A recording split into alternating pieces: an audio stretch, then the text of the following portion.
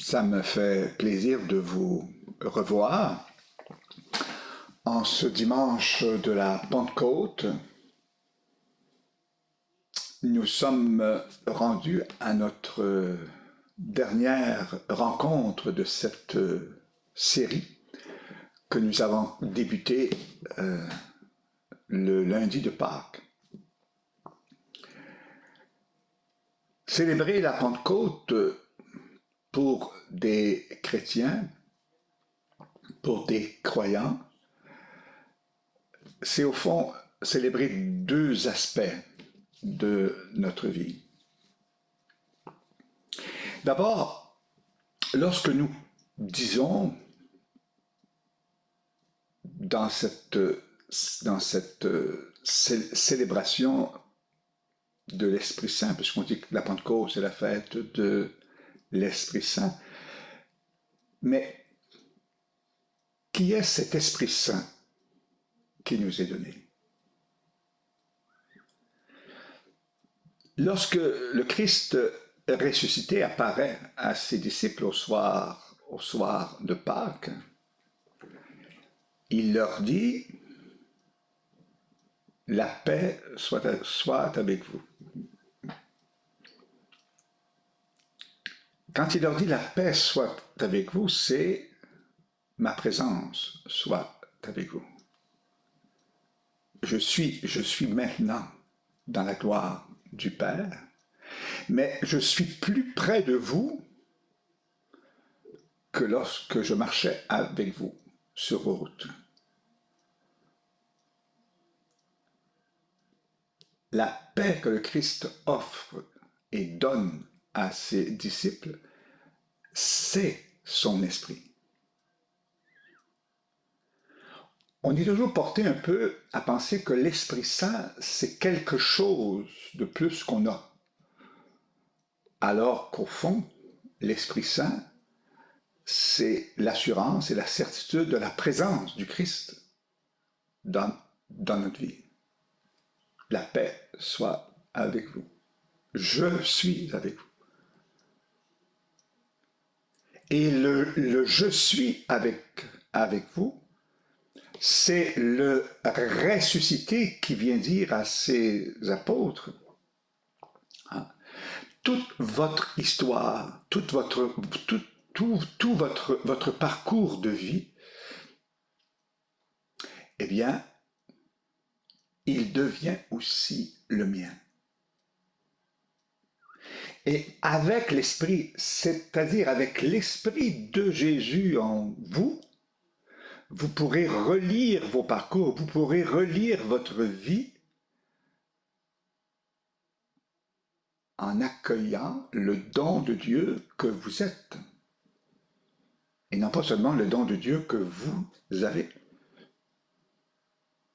Vous êtes don de Dieu, vous êtes cadeau de Dieu.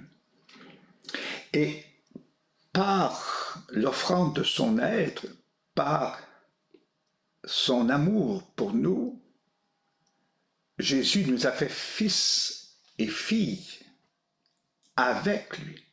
Avec lui. Nous sommes devenus enfants de Dieu. Donc, le don de l'Esprit Saint, c'est ce qui nous permet de lire notre vie avec ce qu'on appelle de la gratitude, de l'action de grâce. Non pas que nos vies soient toujours faciles, non pas que nos vies se passent toujours sur un fleuve tranquille.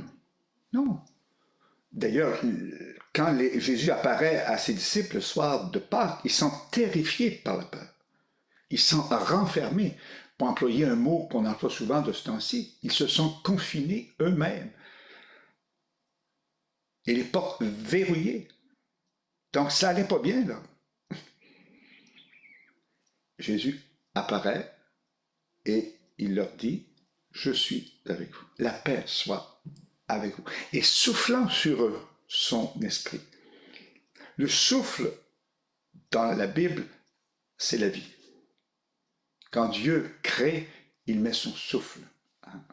Quand le père de l'enfant prodigue reçoit son fils et qu'il l'embrasse, il lui donne son souffle, il lui donne la vie. Mon fils qui était mort est vivant. Mon fils qui était perdu est retrouvé. Donc, attention de trop, je dirais, vouloir faire de l'Esprit Saint quelque chose qui est à part. L'Esprit Saint, c'est lié directement à Dieu. Le Père et le Fils s'aiment tellement et nous sommes tellement dans le cœur de Dieu par Jésus qu'ils nous donnent leur esprit.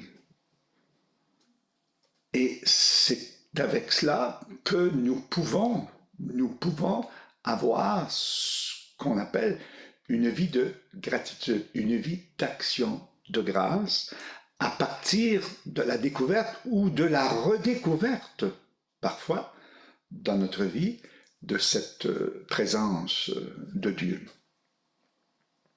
Le deuxième volet de la Pentecôte, et qui se lie aussi à la gratitude, c'est aller. Allez. Allez, je vous envoie. Allez par toutes les nations. Et Jésus va leur dire quelque chose d'assez particulier.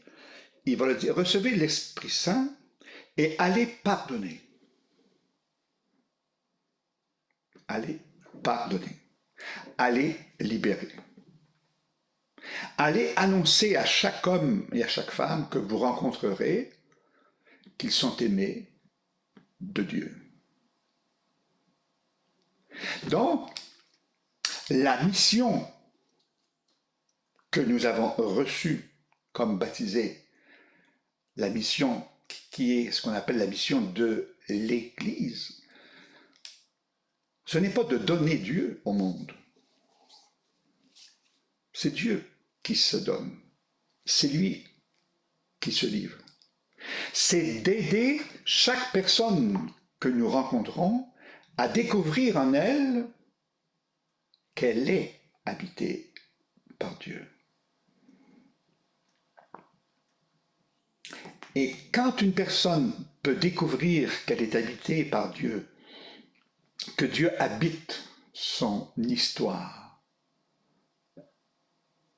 eh bien, elle peut devenir tranquillement,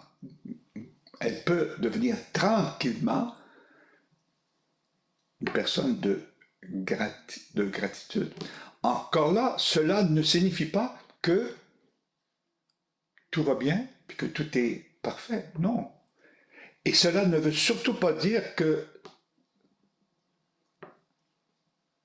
le mal est bien et que le bien est mal. Non, non, non, non. Non, non. Non. Cela veut dire que Dieu sera présent et que par sa présence et par l'action de l'Esprit de Dieu en nous, eh bien, nous pouvons en arriver à vivre ce qu'on appelle dans la lumière. Le pape François, dans sa lettre sur la sainteté pour tous et toutes, il dit une phrase qui m'a beaucoup fait réfléchir. Il dit « Chaque baptisé est une mission ». Il ne dit pas « Chaque baptisé a une mission ». Chaque baptisé est une mission. La mission se situe au niveau de l'être. Donc, chaque baptisé est appelé à découvrir la mission qu'il est. Et il est appelé aussi à faire découvrir à ses frères et sœurs la mission qu'ils sont. Donc il faut faire attention quand parfois on nous a envoyés en mission, en disant, ben, vous allez porter Dieu au monde. Je sais très bien ce qu'on voulait dire. Je ne critique pas ce genre de phrases-là, mais il faut faire attention de penser qu'il y a une partie des gens qui ont Dieu, puis qui vont la livrer à l'autre partie qui ne l'ont pas. Dieu a tant aimé le monde qu'il lui a donné son Fils unique. Donc, il l'a donné à tout le monde, pas seulement à une partie.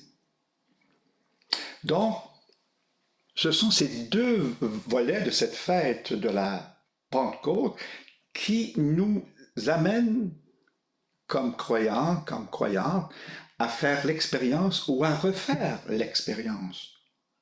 Parce qu'elle n'est jamais terminée. Nous sommes des êtres en croissance.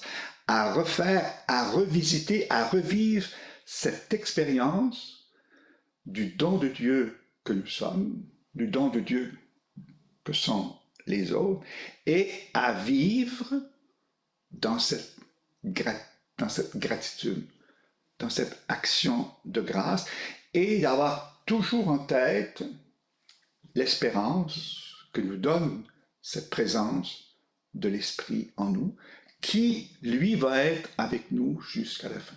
Je suis avec vous tous les jours jusqu'à la fin. Alors, à chacun et chacune de vous, je vous souhaite